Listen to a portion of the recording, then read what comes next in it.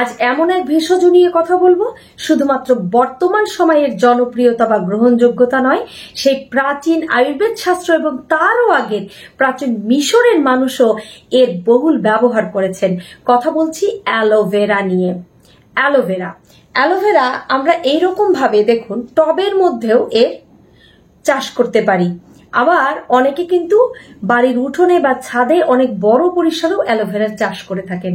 অ্যালোভেরার চাষ করা আপনার জন্য কতটা দরকারি সেটা আজকের ভিডিও শুনে আপনি বুঝতে পারবেন। কারণ এটা শুধুমাত্র অর্গানিক ভাবে এর চাষ করে আপনি এর যে হেলথ বেনিফিটস পাবেন সেটা অনেক টাকা খরচ করেও বা অনেক দামি দামি কেমিক্যাল মেডিসিন দিয়েও কিন্তু আপনি পাবেন না। কেন অর্গানিক চাষের কথা বলছি? কারণ আপনি বাজার থেকে কিনলে এটা হয়তো বিভিন্ন ধরনের স্প্রে করা হতে পারে বা কীটনাশক থাকতে পারে, যেটা আপনি অর্গানিক ভাবে যদি করেন তাহলে কিন্তু এটার কিছুই থাকছে না। তবুও আমি বলবো আপনি যদি বিশ্বস্ত বা সেরকম জায়গা থেকে এটা নিতে পারেন তাহলে কিন্তু ঠিক একই রকম উপকার আপনি পাবেন। আজকে অ্যালোভেরা নিয়ে অনেক তথ্য দিতে চলেছি। তার মধ্যে গুরুত্বপূর্ণ কিছু তথ্য হলো যে অ্যালোভেরা মানুষের শরীরে ঠিক কোন উপকারটা সব থেকে বেশি করে থাকে, অ্যালোভেরা আপনি কিভাবে খেলে এর সব থেকে ভালো হেলথ বেনিফিটস পাবেন, অ্যালোভেরা কিভাবে ব্যবহার করলে আপনার ত্বক ও চুলের জন্য সেটা সব থেকে বেশি বেনিফিটেড হবে, অ্যালোভেরা কোন ধরনের মানুষজন কখনো খাবেন না এত উপকারিতা থাকার পরেও। সেই প্রাচীন মিশরে রাজারা নিজেদের শারীরিক সুস্থতার জন্য অ্যালোভেরা ব্যবহার করতেন। এমনকি যুদ্ধক্ষেত্রে সৈনিকদের শরীরের ক্ষত ভালো করতে এবং শারীরিক সুস্থতার জন্য অ্যালোভেরার ব্যবহার করা হতো। প্রাচীনের যেসব সুন্দরী রানীরা ছিলেন মিশরীয়, যেমন ক্লিওপেট্রা, তারা কিন্তু সৌন্দর্যের জন্য অ্যালোভেরার ব্যবহার করেছেন বলে বিভিন্ন গ্রন্থে উল্লেখ রয়েছে। এবং প্রাচীন আয়ুর্বেদ শাস্ত্র, যেটা সেই এখন থেকে ৫৫০০ বছরের পুরাতন, সেই আয়ুর্বেদিক গ্রন্থেও অ্যালোভেরা ব্যবহার নিয়ে কথা বলা হয়েছে। অ্যালোভেরা আয়ুর্বেদে ঘৃতকুমারী নামে পরিচিত। এই ঘৃতকুমারী আমাদের শরীরের জন্য কত উপকারী তা আয়ুর্বেদ বর্ণনা করেছে। আয়ুর্বেদ বলছে এটা আমাদের পিত্ত প্রশমক, কফ নিবারক এবং বায়ু প্রশমক। বুঝতেই পারছেন যে অ্যালোভেরা কিন্তু বায়ু, পিত্ত, কফ এই দোষের ব্যালেন্স করতে পারে, ভারসাম্য আনতে পারে। কাজে আপনি থাকবেন সুস্থ। এই অ্যালোভেরার মধ্যে অ্যান্থ্রোকুইনান নামক এক ধরনের উপাদান রয়েছে। এই অ্যান্থ্রোকুইনাইনের মধ্যে দুই ধরনের উপাদান রয়েছে, অ্যালোইন এবং অ্যান্থ্রন। এই উপাদান বা এই মেডিসিনাল কম্পাউন্ড আমাদের যে ইন্টেস্টাইনের যে মুভমেন্ট, মানে আমাদের পেরিস্টালসিস যে মুভমেন্ট, এটাকে ঠিক রাখে। অর্থাৎ আপনার ইন্টেস্টাইনের যে পেশিগুলো রয়েছে সেটা সংকোচন এবং প্রসারণ স্বাভাবিক এবং সঠিক পদ্ধতিতে হয়। ফলে আপনি যে খাবার খাচ্ছেন সেটা সঠিকভাবে ভাঙছে, ছোট ছোট টুকরো হচ্ছে এবং সেটা থেকে যে খাদ্য রস সেটা আপনার শরীরে যাচ্ছে এবং যেটা বর্জ্য সেটা মলের মাধ্যমে বের হয়ে যাচ্ছে।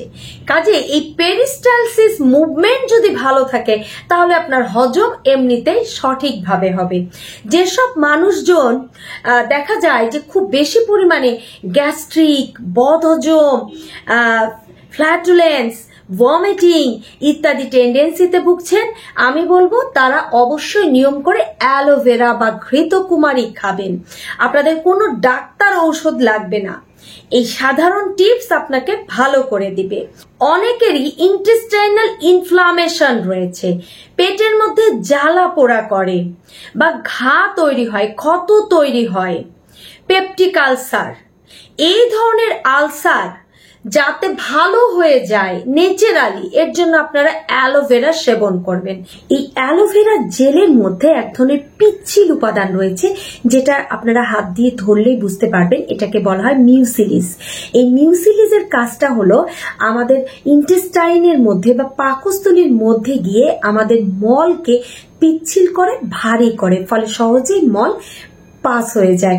কোনো ধরনের কনস্টিপেশনের সমস্যা যাদের রয়েছে তাদের এই কনস্টিপেশনের সমস্যা একদম থাকে না। অ্যালোভেরা কিভাবে সেবন করলে এটা আপনার শরীরে কোনো ক্ষতি হবে না, এটা কিন্তু অবশ্যই আপনাকে বুঝে নিতে হবে। তার আগে বলি যে অ্যালোভেরা আপনার পেটের স্বাস্থ্যের যেমন উন্নতি করে, আপনার ইন্টেস্টাইনাল সমস্ত রকম কার্যক্রম যেমন ভালো রাখে, তেমনি কিন্তু এটা আপনার শরীরের যে কোনো ধরনের ক্ষত নিবারক হিসেবে কাজ করে। আপনার শরীরে কোথাও ক্ষত হয়েছে, কোথাও অ্যালার্জিক ইনফ্লামেশন হয়েছে, আপনি অ্যালোভেরা ব্যবহার করুন। অনেকে হয়তো ভিডিও শুনে ভাবছেন আমি তো অনেক ব্যবহার করেছি, কাজ হয়নি। আমি বলবো আপনি সঠিকভাবে ব্যবহার করতে পারেননি, এই কারণে আপনার কাজটা হয়নি।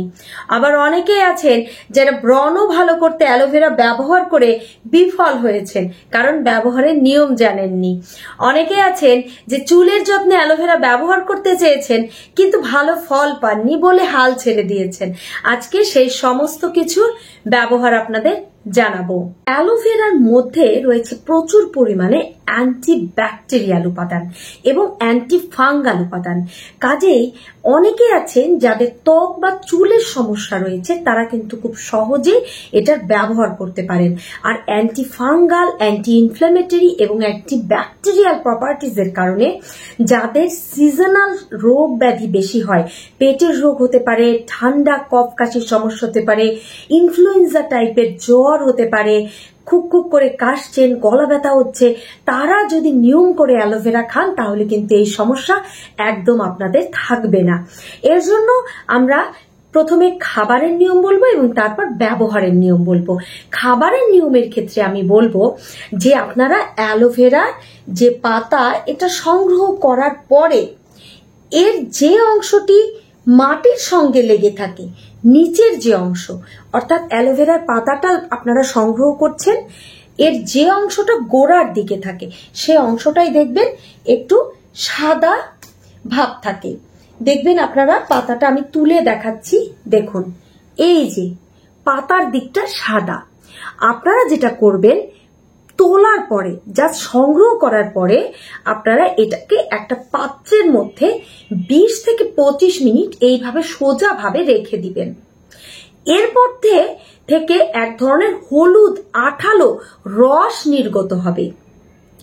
এটা নির্গত করা বা ঝরিয়ে ফেলা ভীষণ দরকার এবং এটাই হলো অ্যালোভেরা ব্যবহারের সর্বপ্রথম নিয়ম।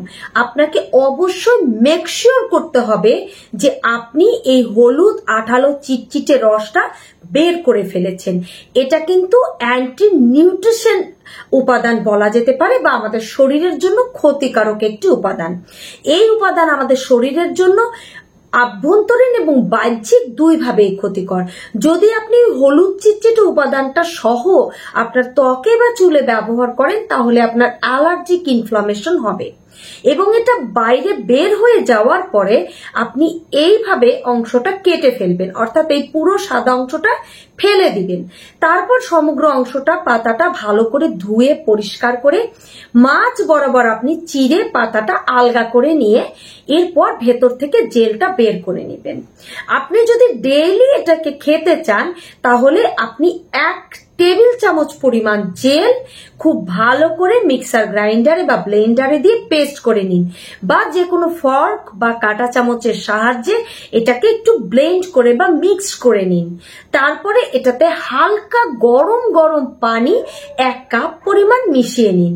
এর সঙ্গে আপনি সামান্য পরিমাণ লেবুর রসও যুক্ত করতে পারেন। এবার এটা আপনি সকালবেলায় খাবারের আগে খাওয়া শুরু করুন।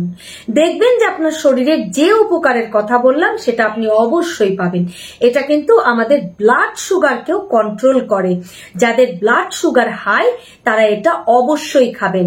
এর মধ্যে যে মিউসিলিস উপাদান রয়েছে, অর্থাৎ যে আঠালো ভাবটা বা থকথকে যে ভাবটা, এটা কি করে আমাদের ব্লাডের যে সুগারের ভাগ সেটাকে অ্যাবজর্ব করে, কমিয়ে আনে। কাজে এটা ব্লাড সুগারের রোগীরা অবশ্যই খাবেন। এবার ব্যবহার কি করে করবেন? প্রথমে এই হলুদ রসটা ফেলে দিবেন, এই অংশটা কেটে নেবেন। ঠিক একই নিয়মে জেলটা বের করবেন। জেলটা খুব সুন্দর করে ব্লেন্ড করে সরাসরি আপনার ত্বকে ব্যবহার করতে পারেন, অথবা মধু বা সামান্য পরিমাণ চালের শুকনো গুঁড়ো সহযোগে এটা ত্বকে অ্যাপ্লাই করতে পারেন। এটা ভীষণ ভালো। আপনার শরীরের কোনো জায়গায় কেটে গেছে, কোনো ক্ষত তৈরি হয়েছে, কোনো বিষাক্ত পোকা কামড় দিয়েছে, কিচ্ছু না। আপনি শুধু অ্যালোভেরার জেল খুব সুন্দরভাবে শুধু ব্যবহার করে দিন, অ্যাপ্লাই করে দিন, কিছুক্ষণ পর ধুয়ে ফেলুন, আপনার ক্ষত ভালো হয়ে যাবে। ক্ষত যদি পুরাতন হয় তাহলে টানা কয়েকদিন ব্যবহার করুন। যাদের চুল বিভিন্ন ধরনের সমস্যায় জর্জরিত, মাথা স্ক্যাল্পে খুশকি সহ বিভিন্ন ধরনের সোরিয়াসিসের মতো ঘা রয়েছে, বা চুল একদমই সিল্কি নয়, চুলের ভলিউম বাড়াতে চান, তারা অ্যালোভেরার জেলটা বের করে এটাকে প্যাক হিসেবে চুলে অ্যাপ্লাই করুন, মাথার ত্বকে অ্যাপ্লাই করুন। সাধারণভাবে পানি দিয়ে ধুয়ে ফেলুন, শ্যাম্পু করার প্রয়োজন নেই। দেখবেন যে চুলের সব সমস্যা চলে গেছে। এটা এতটাই কার্যকরী, যারা ব্যবহার করবেন কেবলমাত্র তারাই ফল পাবেন। অ্যালোভেরা কারা কোনোদিনও খেতে পারবেন না, শুধুমাত্র যারা গর্ভবতী, সন্তান গর্ভে ধারণ করেছেন তারা একদম খাবেন না। অন্যদিকে যারা সদ্য সন্তানের মা হয়েছেন, সন্তানকে বুকের দুধ দিচ্ছেন, তারা খেতে পারবেন না। অন্যদিকে সেই সব মানুষ খেতে পারবেন না যাদের ব্লাড থিনার ওষুধ চলছে বা ব্লাড পাতলা করতে ওষুধ খাচ্ছেন, কারণ অ্যালোভেরা জেল কিন্তু এমনিতেই ব্লাড পাতলা করে দেয়, কাজেই তারা এটা খেতে পারবেন না। যাদের লো ব্লাড প্রেশার তারা খেতে পারবেন না। অন্যদিকে যাদের সার্জারি হবে দিন 15 আগে বা পরে, তারা খেতে পারবেন না। ঠিক আছে, তাহলে আশা করি অ্যালোভেরা সম্পর্কিত এই তথ্যগুলো আপনাদের খুব ভালো লেগেছে। আজ থেকে এর ব্যবহার করুন এবং সেবন করুন। সবার জন্য অনেক অনেক শুভকামনা, শুভেচ্ছা। ভিডিও ভালো লাগলে লাইক ও শেয়ার করুন। ধন্যবাদ।